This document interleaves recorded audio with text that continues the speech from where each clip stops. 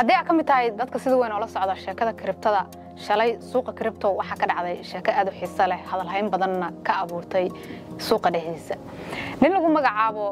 Roger Ver ayaa shalay waxa uu wareejiyay adduun kripto oo gaaraya 80,000 oo xabo taasoo u dhiganta 80 bilyan oo dollarka Mareykanka ah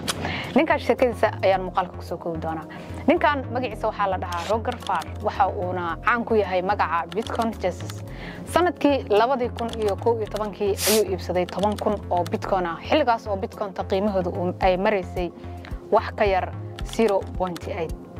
intaas wixii ka dambeeyay waxa uu haystay kriptadiisa dadkana waxa uu ku dhiirigelin jiray inay iibsadaan kriptada waxa uu caan ku noqday magaca la yiraahdo Bitcoin Jesus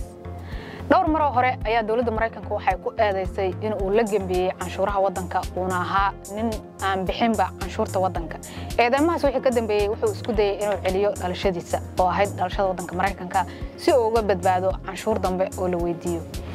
wixii intaas ka dambeeyay dalka Spain ayuu weydiistay magangeliyo Spain ayuu ku noolaa laakiin intaas loogama harin dalka Spain ayaa loogu imaaday oo kadib waxa lagu eedeeyay in uu yahay ninkaani nin wadanka Mareykanka dambiye ka soo galay isla markaana waxa lagu eedeeyay canshuur in uu canshuur la'aan wadanka ku noolaa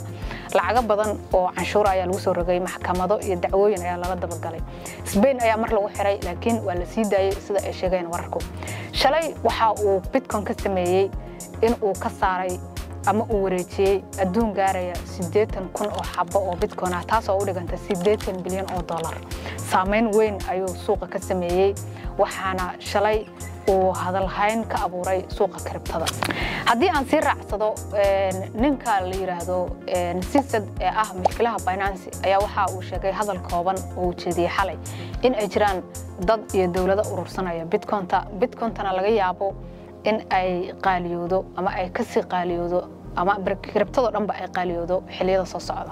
muuqaalka inta saan ku soo koobaya mar walba la soco oo Maya Kasjanj